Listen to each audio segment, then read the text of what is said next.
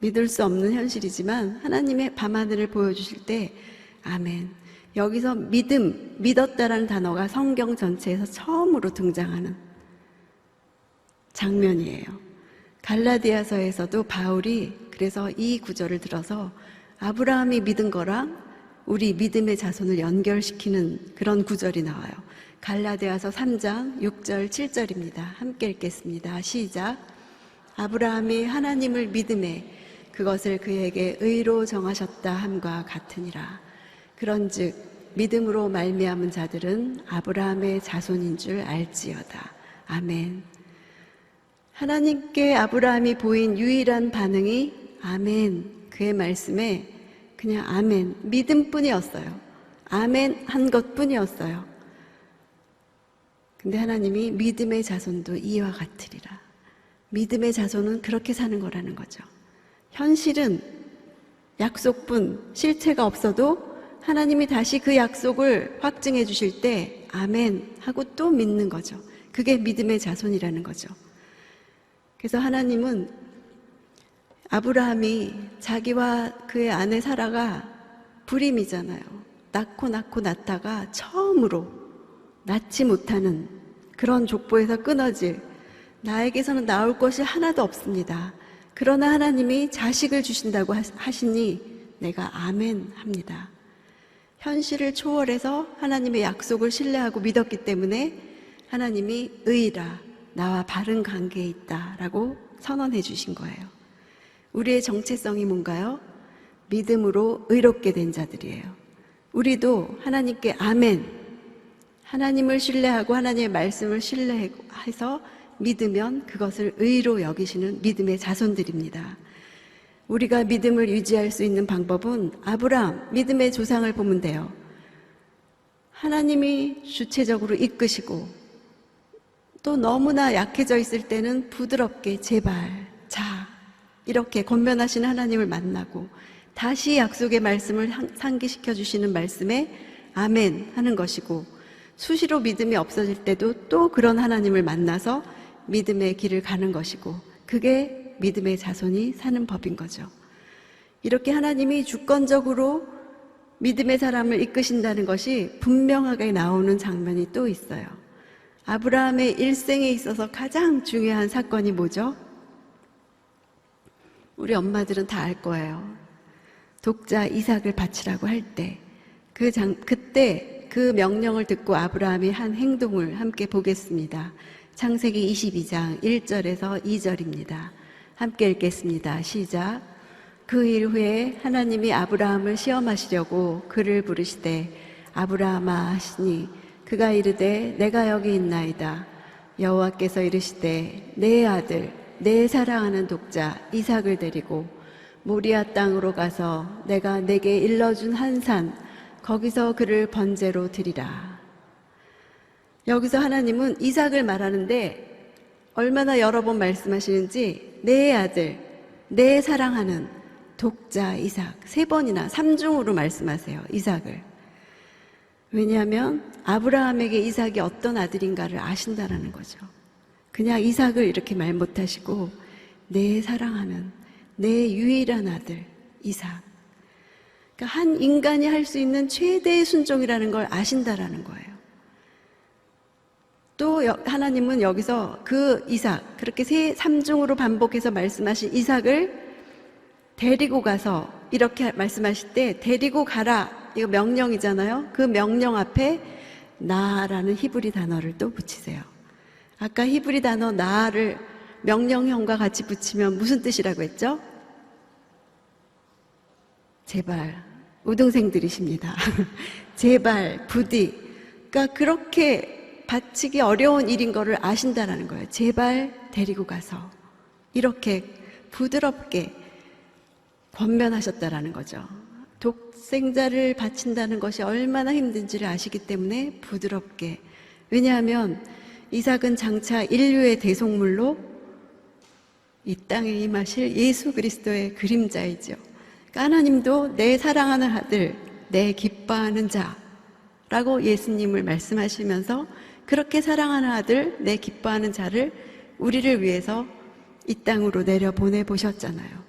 그렇기 때문에 이삭이 아브라함에게 어떤 의미이며 그 아들을 바치는 게 얼마나 힘든 일인지 알기 때문에 나를 붙이면서 제발 그를 데리고 가서 이렇게 명령하시는 거예요. 3절을 함께 읽겠습니다. 시작.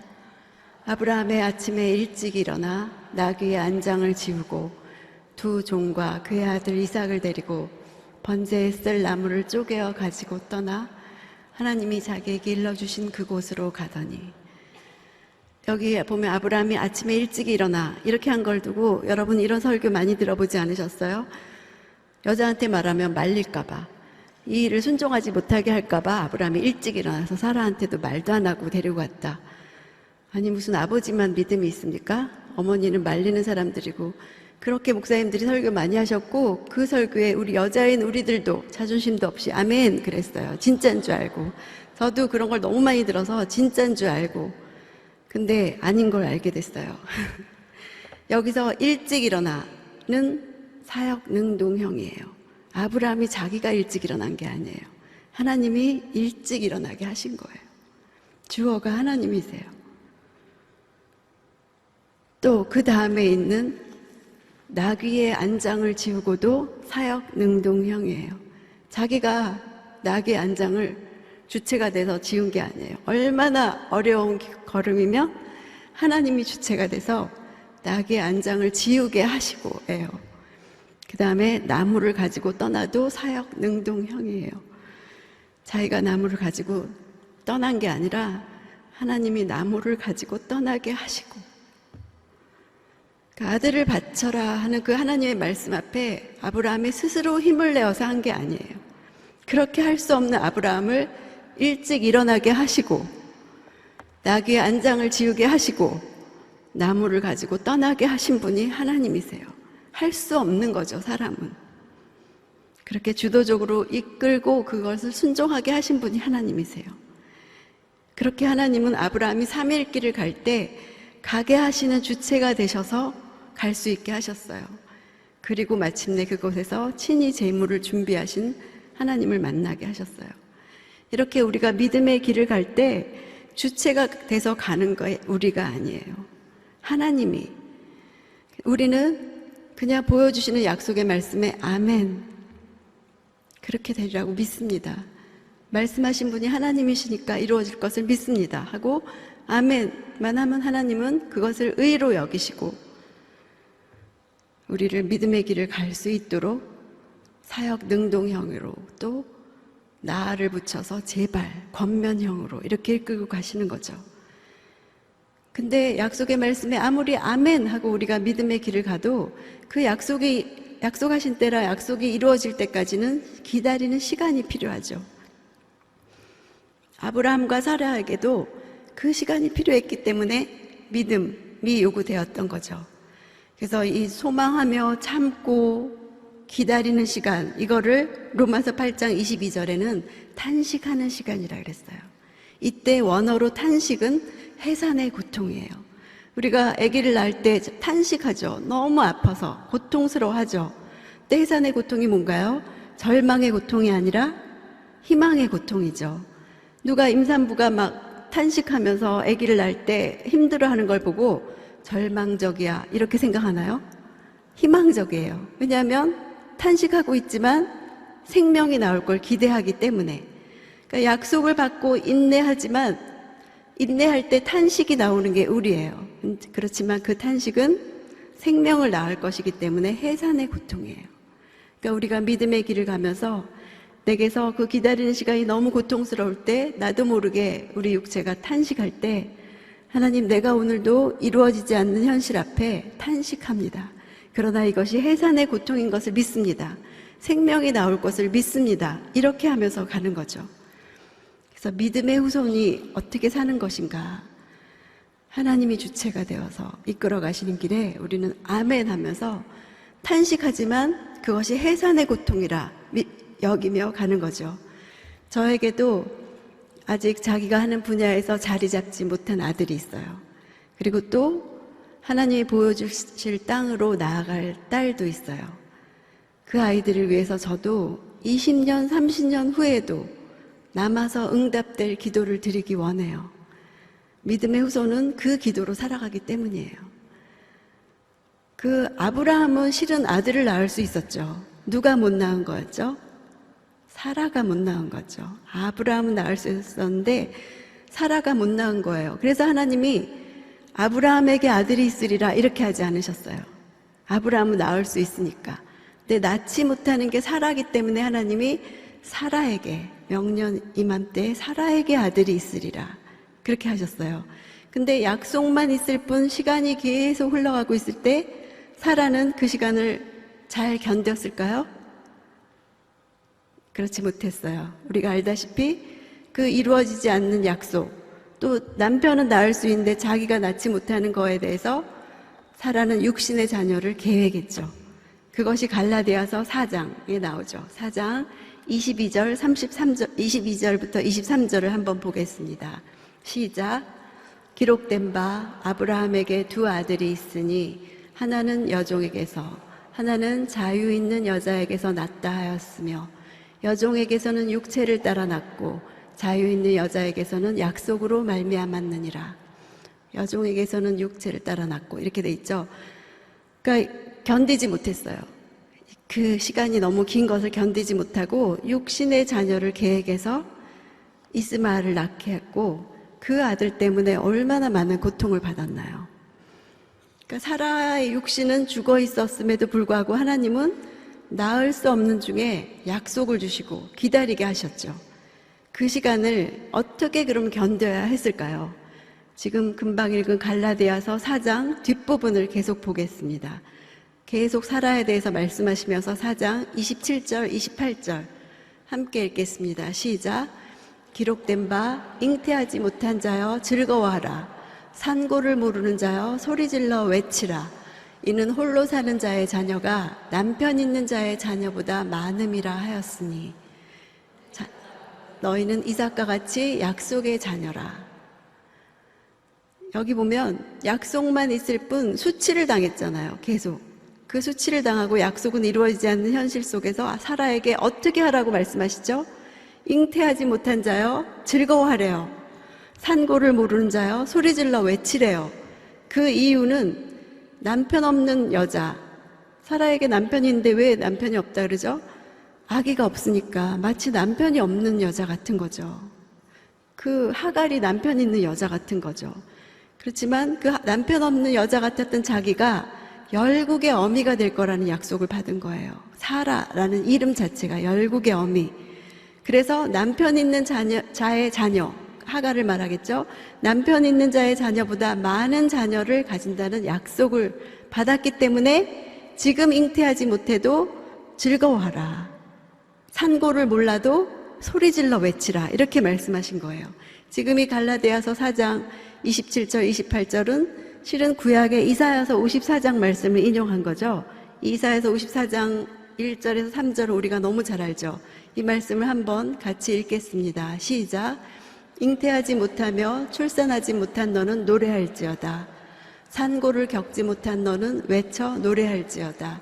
이는 홀로 된 여인의 자식이 남편 있는 자의 자식보다 많음이라. 여호와께서 말씀하셨느니라. 내 장막터를 넓히며 내 처소의 휘장을 아끼지 말고 널리 펴되 너의 줄을 길게 하며 너의 말뚝을 견고히 할지어다. 이는 내가 좌우로 퍼지며 내 자손은 열방을 얻으며 황폐한 성읍들을 사람 살 곳이 되게 할 것임이니라. 이 예언의 말씀은 바벨론에 유배된 유대인들에게 주신 말씀이죠. 자기 민족의 역사가 이제 끝났구나. 다시는 나라를 세울 수 없구나. 이렇게 생각한 그 이스라엘 사람들에게 하나님이 아기를 낳을 수 없었던 믿음의 조상 아내 사라를 생각해 보라고 하신 거예요. 그 사라는 잉태하지 못했지만 노래할 수 있었다. 산고를 겪지 못했지만 어떻게 노래할 수 있었냐면 약속의 말씀이 있었기 때문인데 그 육신의 자녀를 기대할 수 없는 사라에게 명년 때 아들이 있으리라 이런 약속이 있었기 때문이다. 근데 그 약속은 믿음을 요구하는 명령인 거죠. 자신을 바라보면 생명을 낳지 못하는 불임이지만 약속을 붙들고 기다릴 때 그 뒷말씀이 장막터를 넓혀라. 약속만 잡고 큰 집에 이사 가는 거나 마찬가지예요. 아기가 많을 거니까. 또 휘장을 널리 펴라. 열방이 그 안에 들어갈 것이다. 이름대로 열국의 어미가 될 것이라. 그 장막 안에 들어갈 그 수많은 열방, 그 속에 제가 있고 여러분이 있지 않습니까? 하나님은 그 약속을 이루셨어요. 그래서 하나님은 약속을 붙들고 기도하게 하시는데, 왜 약속을 주시면서 기다리게 하시냐면 우리의 불신앙 때문이죠. 약속이 없으면 우리가 이 약속의 자녀를 지켜낼 수가 없어요. 약속을 붙들어야 하는 이유를 갈라디아서 4장 그 뒷부분 29절에 이렇게 말씀하세요. 갈라디아서 4장 29절 함께 읽겠습니다. 시작. 그러나 그때에 육체를 따라 난 자가 성령을 따라 난 자를 박해한 것 같이 이제도 그러하도다. 육체를 따라 난 자, 그 이스마엘이 이삭을 박해하고 조롱한 장면이 나오죠. 그것처럼 이 땅에서는 육체로 보면, 세상의 눈으로 보면 불가능한 일을 꿈꾸는 사람, 그 믿음은 박해를 받아요. 맨날 약속만 있대. 실체는 없잖아. 언제까지 기다릴 거야? 있기나 할 거야? 이루어질 거야? 라고 조롱을 받죠. 그래서 아브라함처럼 사라처럼 자기의 연약함, 무능력함을 깨닫고 하나님께 완전히 순복하는 자에게는 자기의 생명이 아닌 하나님의 생명이 흘러가서 약속의 자녀를 출산한다는 약속인 거예요. 그래서 그 하나님을 바라보고 그 약속이 있기 때문에 노래할 수 있는 거고 예배할 수 있는 거고, 이것이 믿음의 후손이 사는 법인 거죠. 낳고 낳는 중에 나만 복이 없는 것 같은 상황이 있지 않습니까? 다른 사람들은 다 쉽게 사는 것 같은데 낳고 왜 나에게서만 이 대가 끊어졌을까? 우리도 수많은 눈물을 흘리면서 기도 자리로 나가지 않습니까? 그러나 그 기도의 끝에 우리가 다시 찬양하며 일어설 수 있는 것은 약속의 말씀이 있을 때입니다. 이 약속의 말씀이 있을 때만이 약속하신 하나님을 신뢰할 수 있고, 주권적으로 주체자가 돼서 이끌고 가시고, 권면하시면서 이끌고 가시고, 아멘만 해도 의로 여기시는 그 하나님을 만나기 때문에 우리가 노래하면서 다시 살 수 있는 것입니다. 잉태하지 못한 자가 즐거워하며 노래한다는 건 하나님이 우리에게 주신 신비예요.